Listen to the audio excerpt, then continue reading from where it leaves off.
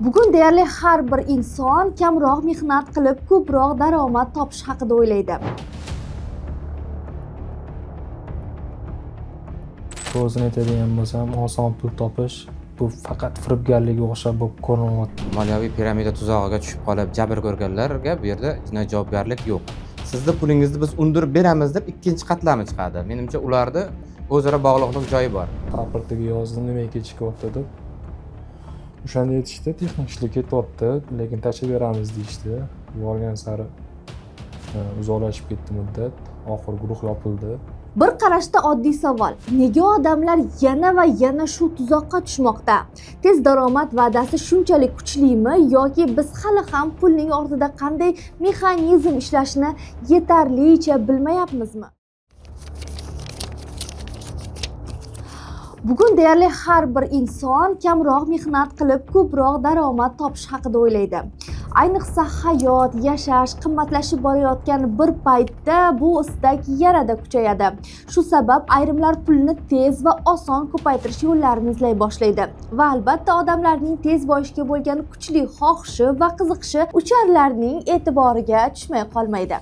Ijtimoiy tarmoqlarga kirasiz va beixtiyor bu kabi jarangdor imkoniyatlarga duch kelasiz. Kam pul tikib, ko'p daromad oling. Bir oyda 2 barobar daromad. Hech qanday xavf yo'q. Pul tikasiz va foyda olasiz. Ishlash shart emas. Shoshiling, imkoniyatni qo'ldan boy bermang. Bu gaplar ko'pchilikning ko'ngliga xush yoqadi. Orzu qilingan hayotga go'yoki bir qadam qoladigandek tuyuladi. Va siz tishingizning qovagida saqlab yurgan pullaringizni tikasiz, bir foyda olasiz, ikkinchi bor ham foyda olarsiz. Keyinroq siz yanada kattaroq daromadni istab qarz havola qilib bo'lsa ham pul topasiz. Tikasiz, axir omadni qo'ldan boy bermaslik kerak. Biroq keyin bu yo'lning oxiri ko'pincha bir xil tugaydi. Yo'qotilgan pul, sindirilgan ishonch va kech anglangan haqiqat. Xo'sh, bu usti yaltiroq, ichi qaltiroq yolg'onning nomi nima?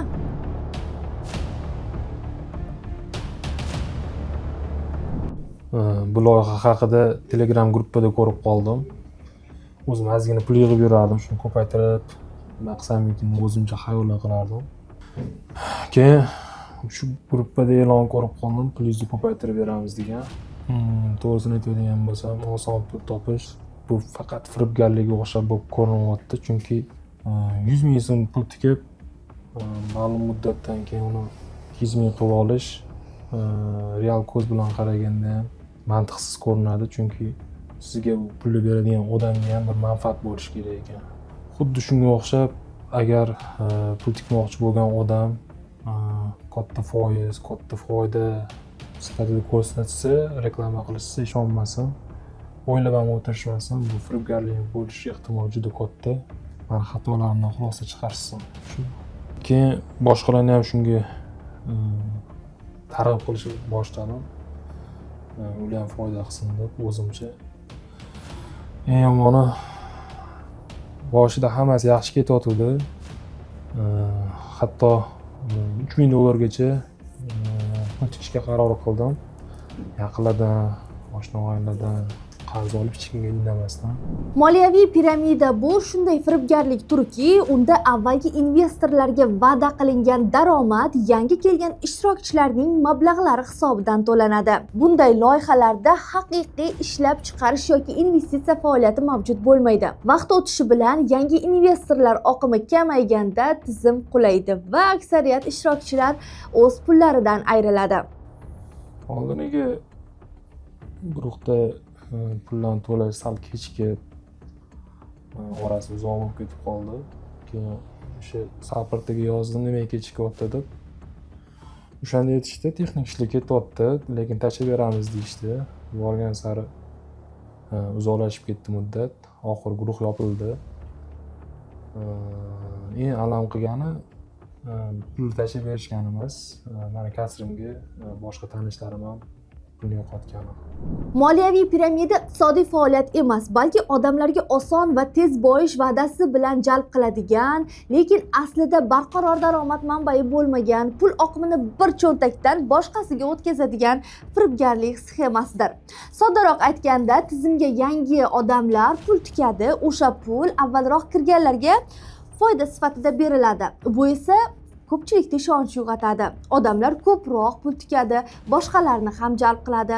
Xullas, pul aylanishi faqat yangi qatnashchilar hisobiga davom etadi. Muammo shundaki, bu tizim uzoq ishlamaydi. Chunki bir vaqt kelib yangi odamlar kelmay qo'yadi.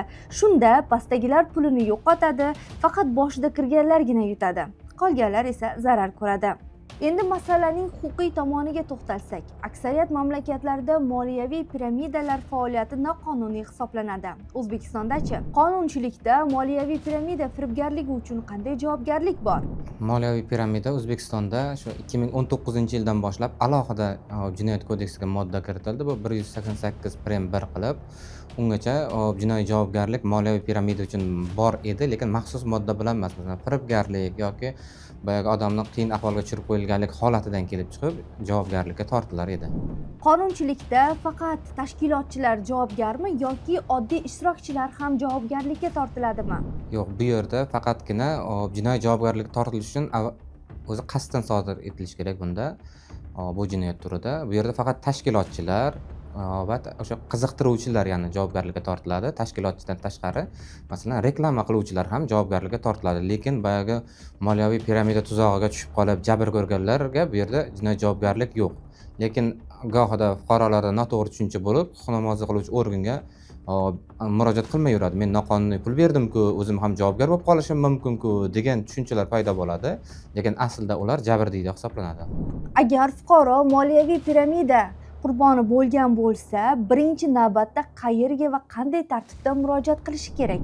Endi birinchi anonda siz o'zingizga eng yaqin ichki ishlar organiga murojaat qilishingiz kerak yoki shu ichki ishlar organlarining 102 o'sha murojaat telefoniga murojaat qilishingiz mumkin. Endi murojaat qiluvchi asosan o'zini boyagi jabr chekkanligini isbotlovchi hujjatlari bo'lsa, yanada boyagi huquqni himoya qiluvchi organlarga yaxshiroq.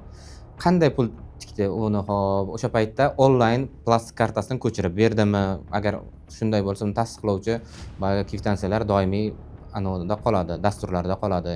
Yoki agar naqd pul olib borib bergan bo'lsa, o'sha naqd pulni masalan olib borib berayotganda dugonasimi, o'rtog'imi kimdir ko'rdimi, guvohi bo'ldimi, birgalikda bordimi?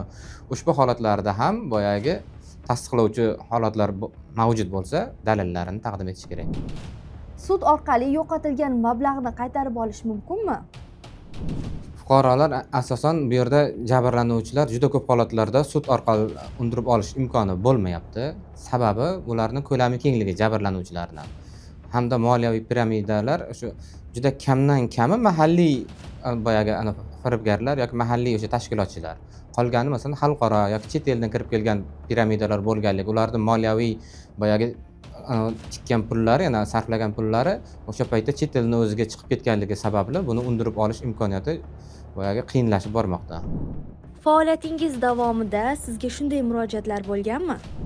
Advokat sifatida mening tajribamda bo'lganida ular moliyaviy piramidani kiber jinoyatchilik bilan aralashganligiga qurbon bo'lgan. Ularga chiqib, masalan, Telegram yoki Facebook tarmog'i orqali chiqib, ularga mana shu xorijda ularda juda katta boyagi moliyaviy firmasi borligini, ular pul mablag'larini qonuniy aylantirishini, gohida esa fuqarolar millatiga qarab halol aylantirish so'zlarini ham qo'shadi. Halol aylantirishlarini aytib, ularning ishonchiga kirib, katta foizlar va'da berib, o'sha o'zlarini tuzog'iga tushirgan. Bu yerda fuqarolar asosan uchadigani, bu yerda o'sha baland mablag' borligi, ya'ni yuqori foizli koeffitsiyentda pul to'lashlariga qiziqishadi. Hamda ular uydan chiqmasdan turib, masalan, uyda o'tirgan joyingizda pul ishlaysiz degan so'zlariga, hech qanday boyagi oliy ta'lim yoki boshqa narsa talab qilmaydi degan so'zlariga ham uchishadi u firibgarlarni bu yerda asosan. Menga yana duch kelgan jabrlanuvchilar hattoki shu katta pulini yo'qotib qo'ygandan keyin siz moliyaviy piramidaga aldangan bo'lsangiz, moliyaviy firibgarlikka aldangan bo'lsangiz, sizni pulingizni biz undirib beramiz deb ikkinchi qatlami chiqadi. Menimcha ularda o'zaro bog'liqlik joyi bor bo'lishi mumkin. Biz masalan xalqaro advokatlarimiz, xalqaro yuristlarimiz, siz agar moliyaviy piramida yoki moliyaviy kiber jinoyatdan jabr chekkan bo'lsangiz, bizga murojaat qiling, biz sizni pulingizni undirib beramiz, lekin bizda rasmiy blankalar uchun to'lovimiz bor deb boyagi o'zi jabrlangan odamni yana jabrlanuvchiga aylantirgan hollarini ham masalan o'zimda amaliyotimda ko'rganman. Odamlar pul tikishdan oldin qonuniyligini tekshirish uchun aynan nimalarga e'tibor berish kerak deb o'ylaysiz? Asosan u yerda moliyaviy manba yo'qligi, daromad nimadan kelib chiqishi, qanday ko'paytirishni ular sir tutadi.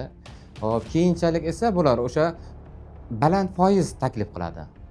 Masalan, asosan bizda, masalan, O'zbekistonda qayta moliyaviy stavkasi baland bo'lib 14,5%, banklarimiz masalan 21%, 24%gacha omonat berayotgan bo'lsa, ular 30 yoki 50%, gohida 100% lik koeffitsiyentda ham va mablag'larni qaytarishni va'da qiladi. Bu baland foizlik ham, demak, uni tagida ishonchsizlik bor. Keyin esa boyagi noma'lum shaxslar, shaxsi noma'lum, go'yoki masalan xorijning yuksak bir bankida bir menejment yoki boshqa shaxs bo'lib ishlovchilar haqida ham yolg'on ma'lumotlar beradi. Ularda kimligini tekshirish imkoniyati yo'q. Shu holatlarda ham boyagi aldanib qolish ehtimoli bor. Bu holatlar ham xavfli hisoblanadi. Moliyaviy piramidani aniqlashning 5 ta muhim signalini aytib bera olasizmi? Buning birinchisi xorijiy kompaniya ekanligi. Keyingisi esa baland foizlarda boyagi daromad taklif qilishi. Undan keyin uchinchisi esa siz uydan chiqmasdan turib daromad olishingiz to'g'risidagi xabar berishi. Keyin esa ular hech qanday boyagi sizda ma'lumot yoki mehnat talab qilmaysiz, o'tirgan joyingizda topamiz deyishi. Oxirgisi endi birovlar e'tirozdan bildirishi mumkin. Bizning faoliyatimiz mutlaqo halol deb fuqarolarni ham ba'zi bir qatlam fuqarolarning ishonchiga kirishi deb o'ylayman.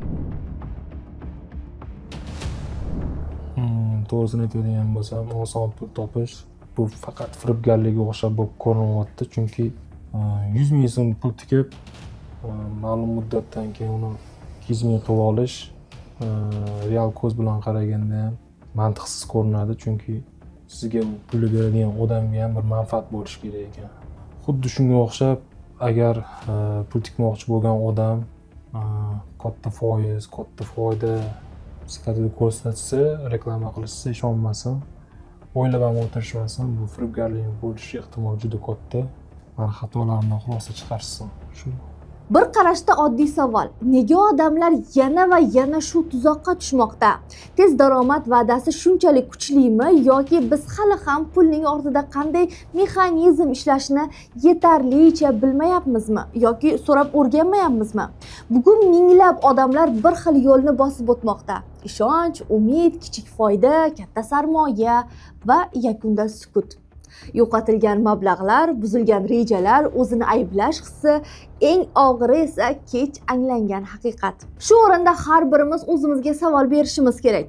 Agar daromad topish shu qadar oson bo'lsa, nega uni hammaga taklif qilishyapti? Va eng muhimi, bu tizim aslida qayerdan pul topyapti? Sababi moliyaviy piramida oddiy bir haqiqatga qurilgan. Kimdir yutishi uchun boshqalar yutqazishi kerak.